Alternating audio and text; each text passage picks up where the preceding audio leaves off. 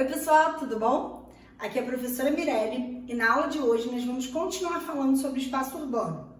Nesse momento nós vamos tratar sobre a questão da metropolização e da desmetropolização no Brasil, as causas e as consequências de cada um desses processos. Vamos lá! Bom, gente, só resgatando uma coisa que nós já havíamos falado nas aulas passadas, o crescimento das regiões metropolitanas do Brasil, ou seja, o crescimento das cidades brasileiras, ele ocorreu de forma rápida, desordenada e concentrada. Agora eu vou explicar para vocês o porquê dessas características e quais foram as causas do crescimento dessas metrópoles. Primeira coisa que a gente pode falar é sobre a questão da concentração fundiária, que nós sabemos que não é recente, tá certo? Já que o Brasil ele já nasce com uma estrutura concentrada, já que logo no início da colonização dele, o território vai ser dividido em capitanias hereditárias, que marcavam grandes lotes de terra que ficavam concentrados na mão dos capitães donatários, mas essa concentração ela foi se acentuando ao longo do tempo. E aí nós podemos estabelecer uma relação disso com o processo da Revolução Verde, que vai ocorrer na segunda metade do século XX. A Revolução Verde foi aquele fenômeno que trouxe técnicas agrícolas modernas dos Estados Unidos durante o período de Guerra Fria para os países periféricos. Dessa forma, os Estados Unidos fariam um repasse tecnológico para aumentar a produtividade na agricultura e, consequentemente, afastar a possibilidade de difusão do socialismo nesses países. Assim, gente, a Revolução Verde, ela traz a modernização tecnológica que acaba culminando no processo de mecanização do campo brasileiro. Essa mecanização vai fazer com que parte da mão de obra fique ociosa, consequentemente desempregada e se desloque para as cidades. Um outro elemento importante foi a própria industrialização brasileira, já que a maior parte do crescimento urbano no país teve relação com esse processo. Mas o crescimento urbano acelerado se deu, na verdade, a partir da segunda metade do século XX.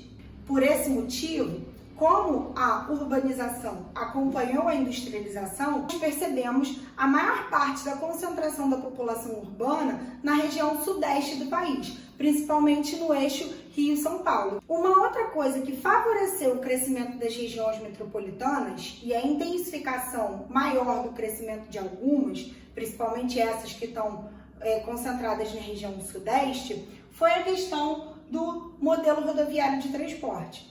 Por quê? Porque as rodovias, elas acabaram rasgando o Brasil, foram intensificadas, ou seja, implantadas em larga escala, a partir do governo Juscelino Kubitschek, na década de 50, e elas facilitaram o deslocamento da população de diversas partes do país para essa região sudeste. Elas favoreceram esses eixos migratórios, principalmente da região nordeste para cá. Por fim, podemos falar da difusão dos valores da vida urbana. Como assim, Mirelle? Com o crescimento do consumo de meios de telecomunicação que começaram a espelhar o modelo da vida urbana, como por exemplo os rádios e as televisões, esse modelo de vida passou a ser muito interessante, passou a ser muito valorizado e, consequentemente, a seduzir as populações que não participavam dele. Essa vida, que parecia ser uma vida de sucesso e glória,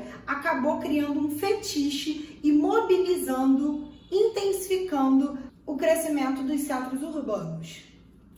Então, gente, a partir desses elementos, eu trouxe para vocês dois dados comparativos, só para vocês terem noção do que acontece no país nessa segunda metade do século XX. Em 1940, apenas 26,3% da população era urbana. Isso representava 18,8 milhões de pessoas. 60 anos depois, nos anos 2000, 81% da população aproximadamente vivia em cidades. Isso, gente, mostra uma margem de crescimento muito grande.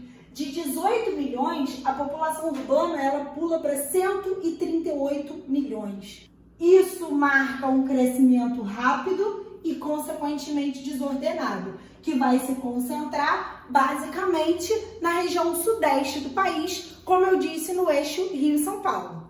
Assim, gente, levando em consideração os anos 2000 e essas 138 milhões de pessoas, nós temos essa quantidade de habitantes que vão demandar do espaço urbano moradia, trabalho, educação, saúde, transporte, água e energia.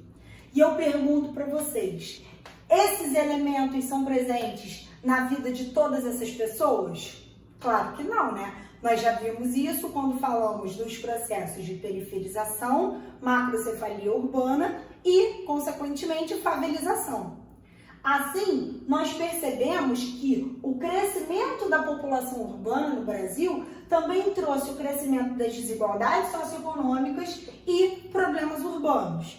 Essas desigualdades vão gerar o crescimento da periferização, que nós já comentamos, aumentando o número de submoradias, que, no caso do Brasil, vão acabar evidenciando o crescimento das favelas. Por outro lado, nós vemos também outros problemas urbanos, como os congestionamentos, elevada poluição, elevados índices de violência e criminalidade, um espaço urbano muito tumultuado, muito barulhento, um ritmo de vida muito intenso, um custo do solo muito elevado, porque pela lei da oferta e da procura, se você tem uma procura muito grande por um espaço, ele acaba valorizando, o que aumenta o seu custo de vida. Portanto, gente, todas essas características vão começar a fazer com que esses grandes espaços urbanos, com que essas grandes cidades, elas não sejam mais tão atraentes assim. Essa diminuição dos índices de crescimento das grandes metrópoles vai ser chamada de desmetropolização ou involução urbana. E uma das consequências desse processo é o crescimento das cidades médias, ou seja, de cidades que não têm um porte tão grande quanto essas grandes metrópoles e que, apesar de não contarem com tantos serviços e infraestrutura, elas vão acabar oferecendo outras vantagens que vão se sobrepor àquelas oferecidas pelas grandes cidades. Vamos agora observar cada uma delas. Primeira coisa importante, como eu disse para vocês, o custo de vida dessas grandes cidades, dessas grandes metrópoles é muito elevado. Então, as cidades médias, elas vão oferecer um custo de vida e também um custo territorial muito menor. Se a gente observar, os grandes espaços urbanos, eles vão ser repletos de edifícios e esses edifícios vão contar com apartamentos cada vez menores. Aqui não, gente, como o custo do solo ele é mais baixo, isso vai fazer com que a gente veja mais condomínios de casas, por exemplo. E essas casas vão contar com um espaço muito maior do que a gente vê nos grandes centros. Nessas cidades médias vai ocorrer uma tentativa de fuga dos problemas que existem nas grandes cidades. Como assim, Mirelle? Nas cidades médias as pessoas vão buscar menos congestionamentos, menos barulho, menos violência, menos criminalidade. As crianças vão poder brincar na rua, vai existir mais arborização, o ar vai ser mais puro, vai dar para ver as estrelas no céu à noite. A vida vai ser mais bucólica, a vida vai ser mais calma, mais tranquila. Tudo isso vai tornar essas cidades médias muito atraentes para quem quer ter uma vida menos intensa do que aquela que os grandes centros urbanos oferecem. Uma outra coisa importante, gente, é que a gente tem como causa também do crescimento dessas grandes cidades médias a desconcentração industrial, porque não são só as pessoas que vão sofrer com esse elevado custo das grandes metrópoles, as indústrias também. Aquelas áreas que eram tradicionalmente industrializadas, elas vão ter um custo do solo, da fonte de energia, da mão de obra muito elevados, muito caros. E a partir da terceira revolução técnico-científica e informacional, que aumenta a velocidade e reduz os custos dos sistemas de transporte e telecomunicações, as indústrias vão começar a procurar novos fatores locacionais. O que são esses fatores locacionais? São vantagens que vão fazer com que elas se instalem em algum lugar para reduzir o custo de produção e aumentar a margem de lucro. Mirelle, me dá um exemplo disso. Mão de obra mais barata, incentivo fiscal. O que é incentivo fiscal? quando o município oferece uma redução no custo de um determinado imposto para tentar atrair uma indústria para lá. No caso do Brasil, na região sudeste, a gente vai ver o crescimento das indústrias, principalmente automobilísticas, na região do Médio Vale do Paraíba. E assim, gente, vale ressaltar que não significa que os grandes centros, eles pararam de crescer. Não é verdade isso, eles não estão tendo um crescimento zero, um crescimento negativo. Mas, levando em consideração os índices de crescimento que eles tinham anteriormente, atualmente esses índices são muito mais baixos, em decorrência desses elementos que eu acabei de falar para vocês. Tá certo? Então é isso, pessoal. Chegamos ao final dessa aula. Espero que vocês tenham entendido tudo. Continuem se cuidando e um super beijo!